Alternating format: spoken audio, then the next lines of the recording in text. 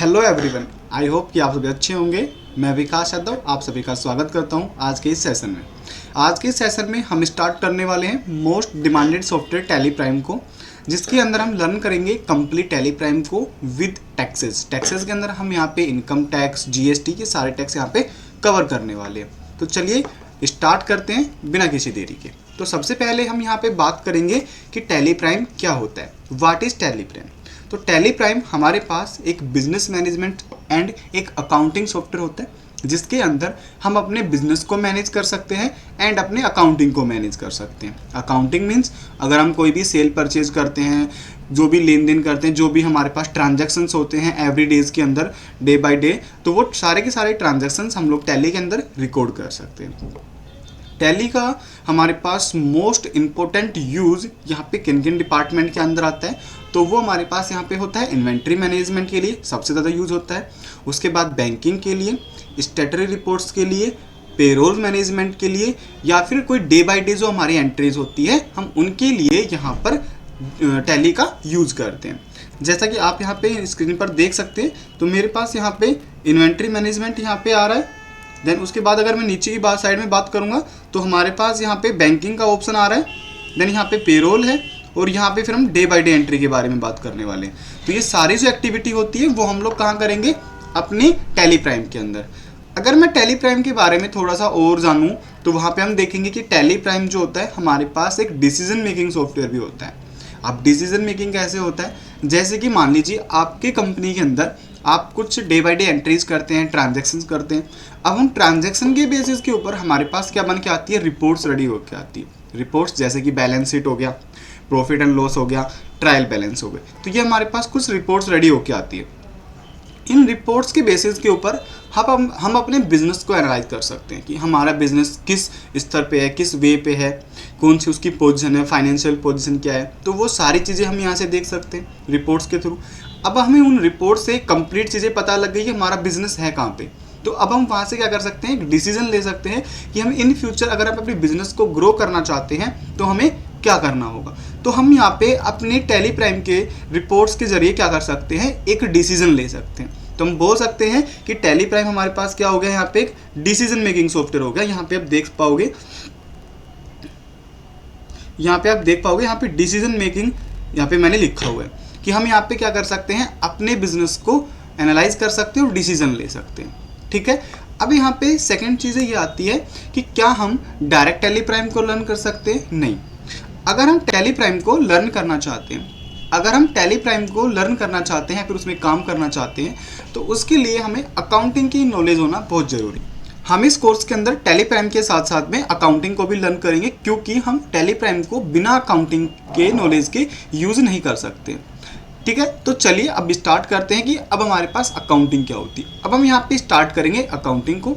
Tally prime को मैं थोड़ा सा होल्ड पे रखूँगा, जिससे कि पहले आपको थोड़ी अकाउंटिंग के बारे में नॉलेज हो जाएगी, देन उसके बाद हम स्टार्ट करेंगे।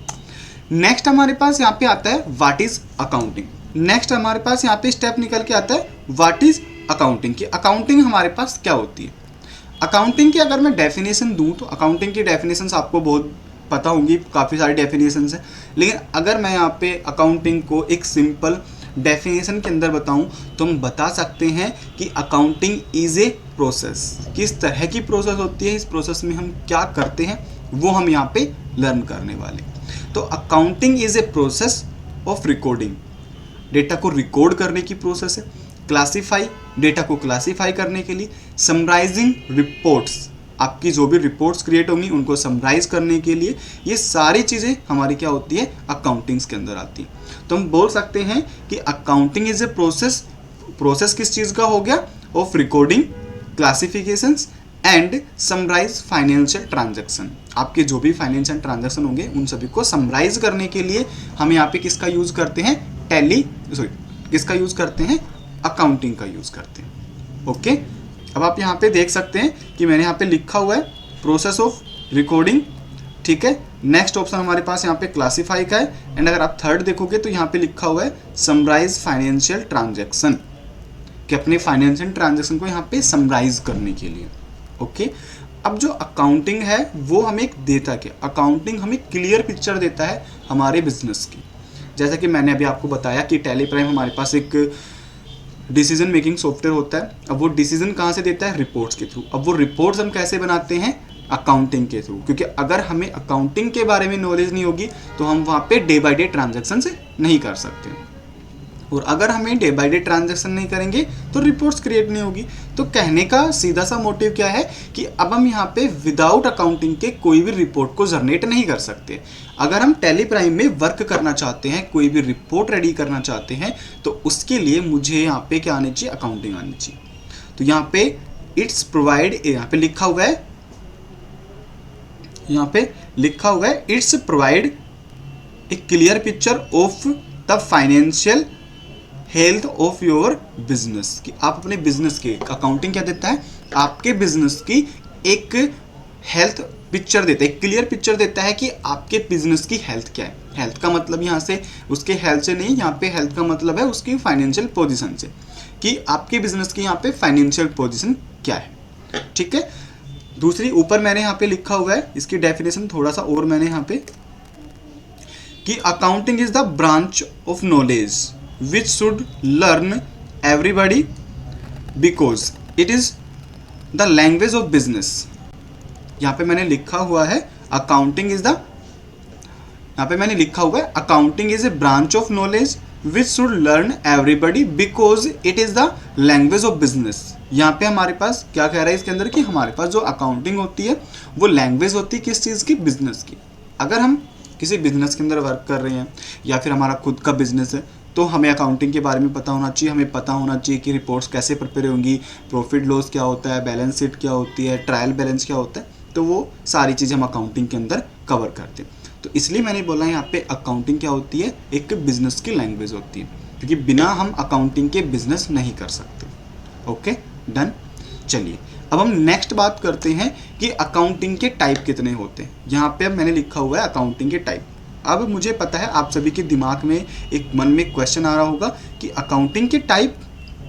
देखिए अकाउंटिंग के हमारे पास टाइप बहुत सारे होते हैं, बट यहाँ पे हम इस क्लास के अंदर 4 डिसीजंस, 4 यहाँ पे मेथड्स को यहाँ पे लर्न करेंगे। कौन से 4 मेथड्स के बारे में लर्न करेंगे या फिर कौन से 4 टाइप के बारे में बात करेंगे? We discuss 4 the most common branches of accounting. Accounting की जो सबसे कॉमन ब्रांचेज हैं यहाँ पे, जो मोस्टली बहुत यूजेज आते हैं हमारे बिजनेस के अंदर, उसके बारे में हम यहाँ पे बात करेंगे। तो उसके अंदर जो हमारे पास सबसे पहला ऑप्शन निकल के आता है वो आता है मेरा फाइनेंशियल अकाउंटिंग। फाइनेंस के बारे में बात करेंगे। देन हम नेक्स्ट बात यहाँ पे करेंगे मैनेजरियल अकाउंटिंग के बारे में। थर्ड हमारा आता है यहाँ पे कॉस्ट अकाउंटिंग, एंड फोर्थ हमारे पास आप यहाँ पे आता है टैक्स अकाउंटिंग। कि अब हम यहाँ पे अपने इस अकाउंटिंग कोर्स के अंदर, टैली प्राइम के कोर्स के अंदर इन 4 अकाउंटिंग के बारे में यहाँ पे बात करेंगे, ये चारों अकाउंटिंग क्या क्या होती है। ओके, चलिए नेक्स्ट आते हैं। नेक्स्ट हमारे पास यहाँ पे आता है प्रोसेस ऑफ अकाउंटिंग। जैसा कि मैंने अभी आपको जब डेफिनेशन इसकी बताई थी तो मैंने आपको बताया था कि अकाउंटिंग क्या होती है, हमारे पास प्रोसेस होती है। किस चीज़ की प्रोसेस होती है? डेटा को आइडेंटिफाई करने की, रिकॉर्डिंग करने की, एंड डेटा को समराइज करने के लिए। तो अब हम यहाँ पे उस प्रोसेस को लर्न करेंगे कि उस प्रोसेस के अंदर हम स्टेप बाय स्टेप अगर हम चलें तो हमें किन किन चीज़ों को यहाँ पे ज़रूरत पड़ती है और क्या क्या हमारे पास स्टेप्स होते हैं। तो यहाँ पे रिकॉर्डिंग के अकाउंटिंग की प्रोसेस के हमारे पास यहाँ पे 4 स्टेप होते हैं। फर्स्ट जो स्टेप आता है वो मेरा यहाँ पे आता है रिकॉर्डिंग का। देन जो सेकंड स्टेप होता है क्लासिफिकेशन का, कि हम यहाँ पे डेटा को क्लासीफाई कर सकते हैं। थर्ड हमारे पास जो पार्ट आता है वो आता है समराइजेशन का, कि हम यहाँ पे अपने डेटा को समराइज कर सकते हैं। एंड फोर्थ आता है मेरे पास यहाँ पे इंटरप्रिटेशन। इन सभी के बारे में अब हम यहाँ पे बात करेंगे, 1 बाय 1 इन स्टेप्स को हम लोग यहाँ पे लर्न करेंगे। तो सबसे पहले हम यहाँ पे एक एग्जाम्पल लेके चलते हैं। एग्जाम्पल मैं यहाँ पे लेता हूँ कि हमने क्या किया है, एक गुड्स परचेज किया है। यहाँ पे लिखा हुआ है purchase goods from Veeru for 20,000 rupees. कि हमने क्या किया है, एक गुड्स को परचेज किया है। किससे परचेज किया है? वीरू से परचेज किया है। कितने रुपए का परचेज किया है? तो आप यहाँ पे देखोगे मैंने यहाँ पे 20,000 लिखे हुए। तो मैंने यहाँ पे सामान जो है कितने का खरीदा है? 20,000 रुपीज़ का मैंने उससे सामान खरीदा है। किससे? वीरू से। तो अब हम यहाँ पे अगर बात करें अपनी इस एंट्री की, तो यहाँ पे हमारे पास क्या हो गया, परचेज अकाउंट डेबिट। सिंपल अगर अकाउंटिंग की लैंग्वेज अगर हम बात करें, ये सारी चीज़ें हम लोग अपने कोर्स के अंदर सीखेंगे कि क्या हमारे पास डेबिट होगा, क्या हमारे पास क्रेडिट होगा। कितने रुपए से? 20,000, क्योंकि हमने सामान खरीदा है। तो अगर हम सामान को खरीद रहे हैं तो परचेज अकाउंट क्या हो गया? डेबिट। टू का मतलब हो गया यहाँ पे क्रेडिट। तो यहाँ पे टू जो है ये किस चीज़ को आइडेंटिफाई कर रहा है, क्रेडिट को, कि हमारे पास क्रेडिट क्या है यहाँ पे, वीरू क्रेडिट है, वीरू का अकाउंट जो भी है, ठीक है। कितने रुपए से, 20,000 से, ठीक है। अब देखिए यहाँ पे हमने 4 स्टेप पढ़े थे। पहला स्टेप जो था वो था हमारे पास यहाँ पे रिकॉर्डिंग। रिकॉर्डिंग का मतलब हो गया जर्नल, ठीक है। यहाँ पे मैंने लिखा हुआ है रिकॉर्डिंग का मतलब हो गया जर्नल, ठीक है। अब यहाँ पे अगर मैं नेक्स्ट स्टेप पे लेके जाऊँ रिकॉर्डिंग, तो यहाँ पे रिकॉर्डिंग का मतलब क्या हो गया, जर्नल, और जर्नल का मतलब क्या होता है, डेली ट्रांजैक्शन। अब जो भी आप टैली के अंदर ट्रांजैक्शन करोगे वो आपके क्या रहेंगे, ये वाले ट्रांजैक्शन रहेंगे। कौन से ट्रांजैक्शन रहेंगे, ये वाले ट्रांजैक्शन रहेंगे जो आप अपने टैली के अंदर यहाँ पे करोगे, ये वाले ट्रांजैक्शन, ठीक है। तो इनको हम यहाँ पे क्या बोलेंगे, जर्नल ट्रांजैक्शन बोलेंगे। तो ये हमारी हो गई यहाँ पे रिकॉर्डिंग जो आपको टैली के अंदर करनी है। सेकंड यहाँ पे ऑप्शन हमारे पास हमने देखा था यहाँ पे क्लासिफिकेशंस। क्लासिफिकेशंस के अंदर हम क्या करते हैं, यहाँ पे लेजर्स का यूज करते हैं। लेजर्स क्या होता है, अपनी पार्टी को किसी नेम से आइडेंटिफाई करवाना। जैसे कि मैंने यहाँ पे वीरू को क्रेडिट कर दिया। अब वीरू से मान लीजिए मैं क्या कर रहा हूँ, यहाँ पे बार बार सामान खरीद रहा हूँ, ऐसा हमारे पास होता भी। चलिए हम यहाँ पे एग्जांपल लेते हैं कि भाई हम, ठीक है, हमारी एक कंपनी है, हमारे पास एक दूसरी पार्टी है या फिर दूसरी कंपनी है वीरू के नाम से, जिनसे हम कुछ सामान खरीदते हैं। तो हमने यहाँ पे अगर हम सामान खरीद रहे हैं तो हमारे पास इनवॉइस आएगा। अब उस इनवॉइस के बेसिस के ऊपर हम अपने टैली के अंदर क्या करेंगे कि एंट्री करेंगे। अब हम उस एंट्री को किस तरीके से करेंगे, वो होता है हमारे पास रिकॉर्डिंग। तो हमारे पास ये क्या हो गई, रिकॉर्डिंग हो गया प्रॉपर, ठीक है। सेकंड ऑप्शन आता है क्लासिफिकेशंस का, कि अब हम यहाँ पे इसको क्लासिफाई करना चाहते हैं। तो क्लासिफाई किसके बेसिस के ऊपर कर सकते हैं, पार्टी के नेम के ऊपर या फिर परचेज के ऊपर। मैंने कहा कि भाई मुझे इस मंथ की कंप्लीट परचेज की एंट्री दिखा दो, परचेज अकाउंट कंप्लीट परचेज की एंट्री दिखा देगा। लेकिन मैंने कहा नहीं भाई, मुझे कंप्लीट एंट्री नहीं देखनी, मुझे किसकी एंट्री देखनी है, सिर्फ और सिर्फ वीरू की एंट्री देखनी है। तो यहाँ पे हम यूज करते हैं लेजर का, और लेजर हमारे पास इस एंट्री में कौन कौन से हैं, परचेज और वीरू।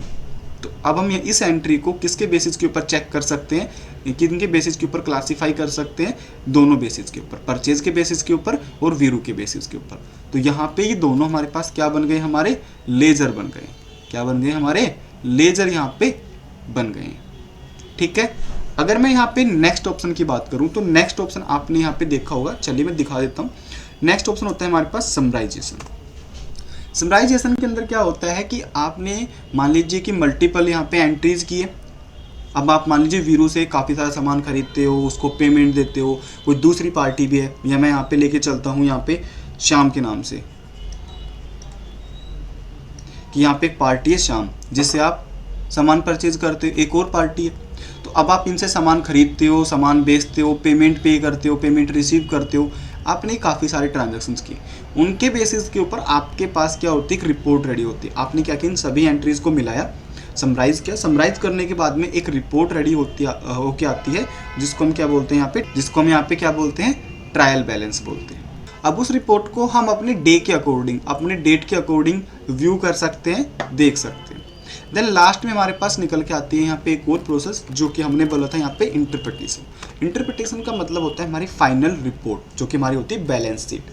अब बैलेंस शीट के अंदर क्या होता है कि हमारी फाइनेंशियल पोजीशन दिखाता है, ठीक है, कि हमने अपने पूरे ईयर के अंदर या फिर पूरे मंथ के अंदर क्या सेल किया है, क्या परचेज किया है, कितना प्रॉफिट हुआ है, कितना लॉस हुआ है, हमारी फाइनेंशियल पोजीशन क्या है लास्ट ईयर के बेसिस के ऊपर, या फिर हमारी जो अदर कंपनीज है उनकी अगर हम यहाँ पे बात करते हैं तो हमारी मार्केट के अंदर पोजीशन क्या है, वो सारी चीज़ हमें किसके बेसिस के ऊपर पता चलती है। ये सारी चीज़ हमें किससे कैसे पता चलती है, हमारी बैलेंस शीट के ऊपर। तो अगर हम यहाँ पे अकाउंटिंग की बात करते हैं तो अकाउंटिंग की ये 4th स्टेप होते हैं, जो अभी मैंने आपको बताए थे कि पहला हमारे पास होता है जर्नल। जर्नल का मतलब हो गया कि अब आप यहाँ पे क्या करना चाहते हैं, एंट्री करना चाहते हैं, तो वो आप कहाँ करोगे, जर्नल के अंदर करोगे, रिकॉर्डिंग के अंदर करोगे। तो जर्नल यहाँ पे क्या हो गया, journal is a record of daily transaction, कि डेली ट्रांजेक्शन्स को रिकॉर्ड करने के लिए हम जर्नल का यूज़ करते हैं। नेक्स्ट हमारे पास यहाँ पे सेकंड मैंने पोर्शन आपको बताया था लेजर, कि हम डेटा को क्लासीफाई कर सकते हैं, यहाँ पे क्लासिफिकेशंस अपने डेटा का कर सकते हैं। हमने यहाँ पे बताया था कि इस एंट्री के अंदर हम डेटा को, इस एंट्री को हम किस तरीके से क्लासीफाई कर सकते हैं, परचेज के पॉइंट ऑफ व्यू पे भी कर सकते हैं और यहाँ पे वीरू के पॉइंट ऑफ व्यू से भी। क्यों, क्योंकि हमारे पास इस एंट्री के अंदर 2 ही लेजर है, और लेजर्स के बेसिस के ऊपर हम यहाँ पे क्या करते हैं, डेटा को क्लासीफाई करते हैं। तो यहाँ पे लिखा हुआ है ना, the book of final entry where accounts lie. तो वो फाइनल बुक कहाँ पे क्या होती है, जहाँ पे हम डेटा को व्यू कर सकते हैं। नेक्स्ट अगर हम डेटा को समराइज करते हैं, समराइज के लिए मैंने बोला था हमारे पास क्या निकल के आता है, ट्रायल बैलेंस निकल के आता है। ठीक है, इसी तरीके से इंटरप्रिटेशन के लिए हमारे पास क्या होती है, फाइनल बैलेंस शीट निकल के आती है, जो हमारी पोजीशन बताती है, financial position of the business, आपके बिजनेस की क्या बताती है, financial position. It is a statement of, किस चीज़ की स्टेटमेंट्स होती है यहाँ पे हमारे पास, ये बैलेंस शीट एसेट्स की होती है और लाइबिलिटी की होती है। आप अपनी लाइबिलिटी देख सकते हैं बैलेंस शीट के अंदर और अपने एसेट्स को भी व्यू कर सकते हैं। ठीक है, चलिए नेक्स्ट जो स्टेप हमारे पास आता है वो आती है अकाउंटिंग टर्म्स। ये काफ़ी इंपॉर्टेंट है, अगर आप अकाउंटिंग में काम करोगे तो आपके लिए ये टर्म्स काफ़ी हेल्पफुल रहने वाली है। तो अब हम बात करेंगे यहाँ पे वन बाय वन टर्म्स के बारे में। तो सबसे पहले हमारे पास यहाँ पे है कैपिटल। तो सबसे पहले जो है हमारे पास यहाँ पे कैपिटल है। अगर मैं कैपिटल की बात करूँ तो कैपिटल क्या होता है, कैपिटल द अमाउंट और थिंग्स, द अमाउंट और things invest by a person for starting a business. अगर कोई पर्सन बिजनेस को स्टार्ट करना चाहता है और उसके अंदर कोई इन्वेस्टमेंट करता है, जैसे कि पैसे इन्वेस्ट करता है या फिर कोई गुड्स इन्वेस्ट करता है, जैसे कि हम यहाँ पे एक एग्जांपल लेके चलेंगे। मैंने बोला कि हमारे पास एक कैंडिडेट है राम। ठीक है, राम ने क्या किया, कोई बिजनेस ओपन किया। बिजनेस ओपन करने के लिए उसने यहाँ पे 2 लाख रुपए क्या कर दिए, इन्वेस्ट कर दिए। ठीक है, साथ में वो कुछ गुड्स भी ऐड करता है, जैसे कि फर्नीचर हो गया। ठीक है, और यहाँ पे मान लो लैपटॉप ऐड करता है अपने बिजनेस के अंदर। ठीक है, या फिर अपने बिजनेस के अंदर कुछ 1-2 फोन्स वो ऐड कर रहा है। तो ये हमारा क्या हो गया, यहाँ पे अमाउंट हो गया जो अपने बिजनेस के अंदर वो इन्वेस्ट कर रहा है। ये हमारे थिंग्स हो गए, आइटम्स हो गए जो अपने बिजनेस के अंदर ऐड कर रहा है। तो ये हमारे पास दोनों के दोनों क्या हो गए, हमारी कैपिटल हो गई। कि जब मैंने बिजनेस स्टार्ट किया तो मेरे पास से हमारी जो कैपिटल थी, हमारी जो पूंजी थी वो क्या थी, हमारे पास 2 लाख रुपए थे और हमारे ये आइटम्स थे। ठीक है, नेक्स्ट जो हमारे पास यहाँ पे आता है वो आता है यहाँ पे एसेट। एसेट्स क्या होते हैं, ऐसे आइटम जिनको हम बेच करके कैश में कन्वर्ट कर सकते हैं। अगर हम बात करते हैं, हमने बात की थी राम के बिजनेस के बारे में कि अब वो यहाँ पे कुछ पैसे भी ऐड कर रहा है और यहाँ पे कुछ आइटम भी ऐड कर रहा है। ये वो आइटम्स है जो वो अपने बिजनेस के अंदर यूज करेगा, बट उसके बिजनेस में कुछ ऐसे आइटम भी होंगे ना जिनको वो बेचता होगा। जैसे कि मैंने बोला कि हमने यहाँ पे एक शॉप ओपन की है कपड़ों की, हमने यहाँ पे क्या किया है, एक शॉप ओपन की है। ठीक है, अब मेरे पास उस शॉप के अंदर क्या है, फर्नीचर्स भी हैं। ठीक है, शीशा भी है, ग्लास भी है। ठीक है, और उसके अंदर कपड़े भी हैं, क्लोथ्स भी हैं। तो अब यहाँ पे जो हमारे पास फर्नीचर है, क्या मैं उनको बेचूंगा, नहीं। जो मेरे पास ग्लास है उनको बेचूंगा, नहीं। बट जो क्लॉथ है उनको मैं सेल करूंगा। ठीक है, तो यहाँ पे जो क्लोथ्स हैं वो हमारे क्या हो गए, एसेट्स हो गए, जिनको मैं क्या कर सकता हूँ, कैश में कन्वर्ट कर सकता हूँ। ठीक है, एक होती है हमारी लाइबिलिटी। लाइबिलिटीज़ क्या होती है हमारी, अगर हम किसी पार्टी से या फिर किसी बैंक से अगर कोई लोन लेते हैं, ठीक है, या फिर कोई उधार लेते हैं, तो वो जो उधार का पैसा होता है जो हमें पे करना होता है वो हमारी लाइबिलिटी होती है। जैसे कि मान लो हम बिज़नेस को ग्रो कराने के लिए किसी बैंक से हमने 50,000 रुपये का लोन ले लिया, तो अब हमारे पास लाइबिलिटी कितनी बन गई, 50,000 रुपये की, कि अब हमें ये 50,000 रुपये किसको पे करने हैं, हमारे बैंक को पे करने हैं जो हमने यहाँ पे उधार ली थी। तो लाइबिलिटी का मतलब क्या हो गया, जो हमने अमाउंट उधार लिया हुआ है वो अमाउंट पे करना, वो हमारी क्या होती है, लाइबिलिटी होती है। और उन उधार अमाउंट को हम किसके अंदर लेके चलते हैं, लाइबिलिटी के अंदर। ठीक है, नेक्स्ट होता है हमारे पास यहाँ पे अकाउंट। अकाउंट मीन्स क्या हो गया, अगर आप किसी पार्टी को सामान बेचते हो या खरीदते हो, ठीक है, तो उसके लिए आपको टैली के अंदर उसके नाम से आपको एक अकाउंट ओपन करना पड़ता है और उस अकाउंट को हम क्या बोलते हैं, अकाउंट्स बोलते हैं। जैसे कि एग्जांपल लेता हूँ, आपने क्या किया, SBI बैंक के अंदर क्या किया, पैसे डिपॉजिट कराने के लिए एक अकाउंट ओपन करवा दिया। तो अब वो अकाउंट किसके नाम से ओपन होगा, राम के नाम से। मान लीजिए कि राम ने अकाउंट ओपन करवाया है, तो राम के नाम से अकाउंट क्या होगा, ओपन होगा। अब जब भी वो पैसे डिपॉजिट करवाएगा किसके नाम से होंगे, राम के नाम से होंगे। जब भी निकलवाएगा किसके नाम से होंगे, राम के नाम से। तो राम हमारे पास क्या हो गया, अकाउंट हो गया। क्या हो गया, अकाउंट जहाँ पे उसके कंप्लीट अमाउंट को स्टोर कर रहे हैं, कंप्लीट ट्रांजैक्शंस को स्टोर कर रहे हैं, डे बाय डे हो, मंथ बाय मंथ हो, ईयर बाय ईयर हो, नो इश्यू। बट उसके जितने भी ट्रांजैक्शंस होंगे वो हम राम के अकाउंट के अंदर स्टोर करते हैं, तो वो हमारे पास हो गया अकाउंट। ठीक है, नेक्स्ट हमारे पास यहाँ पे आता है डेबिट। डेबिट क्या हो गया, the receiving except of a transaction is debit. जो भी रिसीविंग एक्सेप्ट करता है वो क्या हो गया हमारे पास डेबिट। सेम उसी तरीके से हमारे पास क्रेडिट क्या हो गया, द गिव एक्सेप्ट। अब जो गिविंग को एक्सेप्ट करता है वो क्या हो गया हमारे पास क्रेडिट हो गया। ठीक है, चलिए नेक्स्ट हम लोग यहाँ पे बात करते हैं डेप्टर्स के बारे में। डेप्टर्स क्या होते हैं, हमारे कस्टमर होते हैं जिनको हम क्या करते हैं, सामान सेल करते हैं, जिनको हम सामान बेचते हैं वो हमारे कस्टमर होते हैं, और कस्टमर्स को हम अकाउंटिंग में बोलते हैं यहाँ पे डेप्टर्स। सेम इसी तरीके से एक होता है हमारे पास क्रेडिटर्स। क्रेडिटर्स क्या हो गए, जिनसे हम सामान खरीदते हैं।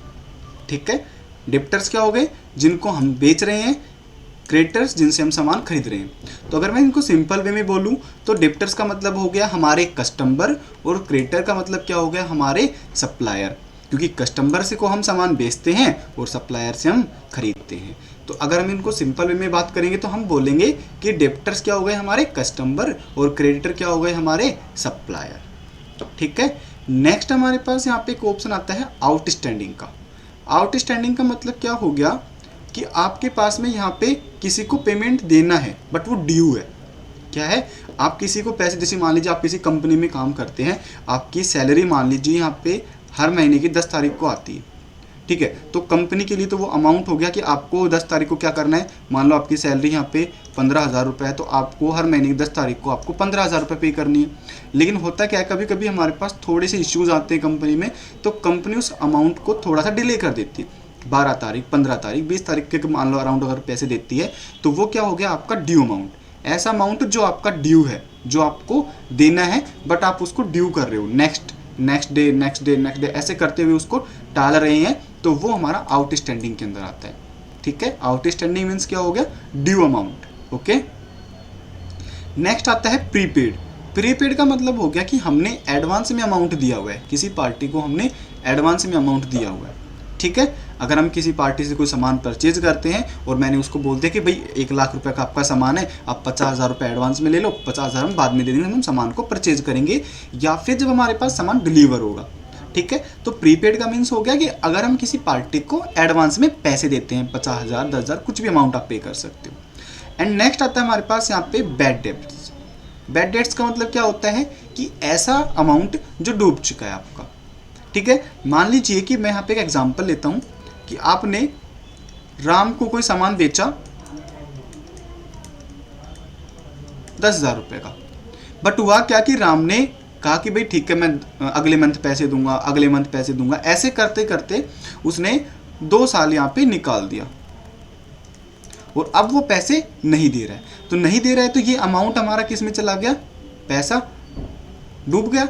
अब जो डूबा हुआ पैसा है उसको हम किसके अंदर लेके चलते हैं, बैड डेबिट्स के अंदर, और ये हमारे किसके अंदर आते हैं, लॉसेस के अंदर आते हैं, एक्सपेंसेस के अंदर आते हैं, क्योंकि ये हमारे खर्चे होते हैं यहाँ पे। क्योंकि ये अमाउंट अब हमें अपनी पॉकेट से भरना होगा, क्योंकि कंपनी के तो हमें बैलेंस शीट को मैनेज करना है, तो मैनेज करने के लिए हम यहाँ पे डालेंगे कि ये अमाउंट क्या हो गया है, डूब चुका है। डूब चुका है तो हमारे लिए लॉसेस के अंदर वो दिखा देगा। ठीक है, देन यहाँ पे नेक्स्ट ऑप्शन अगर हम बात करें, नेक्स्ट ऑप्शन हमारे पास यहाँ पे आता है सेल्स का। अगर हम कोई अमाउंट को सेल करते, सेल्स का नेक्स्ट यहाँ पे है sales is good sold by a businessman to his customer, कि अगर कोई बिजनेसमैन अपने कस्टमर्स को कुछ सामान सेल करता है, बेचता है, तो वो किसके अंदर आता है, सेल्स के अंदर आता है। सेम प्रोसेस परचेज के अंदर, कि अगर हम कोई सामान खरीदते हैं, कहीं से भी खरीदते हैं, नो इश्यू, अपने सप्लायर से खरीदेंगे, लेकिन अगर हम कोई सामान यहाँ पे खरीद रहे हैं तो वो एंट्री किस में आएगी, परचेज के अंदर, तो वो क्या हो गया, हमारा परचेज हो गया। नेक्स्ट एक्सपेंसेस, कंपनी के अंदर डेली बेसिस के ऊपर कुछ ना कुछ पैसे खर्च होते हैं एक्टिविटीज़ के ऊपर, जैसे कि फूड्स हो गया, फूड एक्सपेंस हो गए, वाटर एक्सपेंस हो गए, तो वो सारे हमारे क्या हैं, डे टू डे ट्रांजेक्शन है, डे टू डे एक्टिविटी के अंदर होने वाले अमाउंट्स हैं वहाँ पे, तो वो हमारे क्या हो गए, सारे के सारे एक्सपेंसेस हो गए।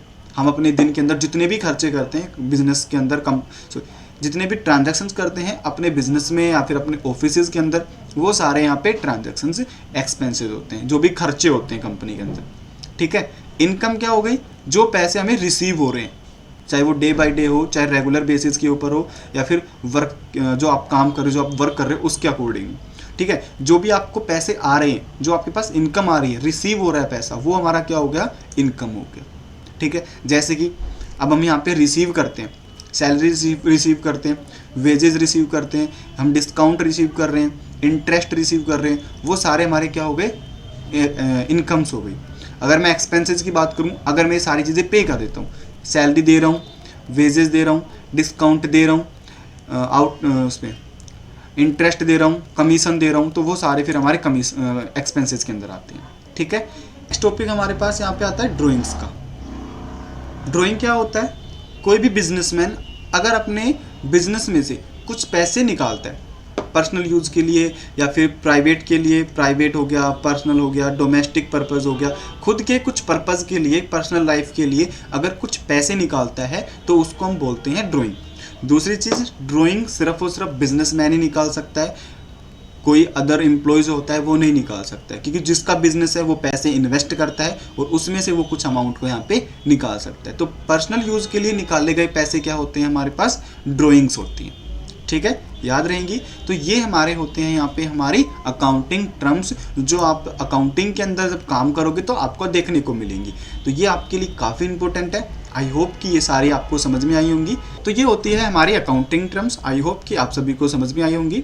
आज की क्लास के लिए हम इतना ही रखेंगे, बाकी हम पढ़ेंगे नेक्स्ट क्लास के अंदर। Thank you.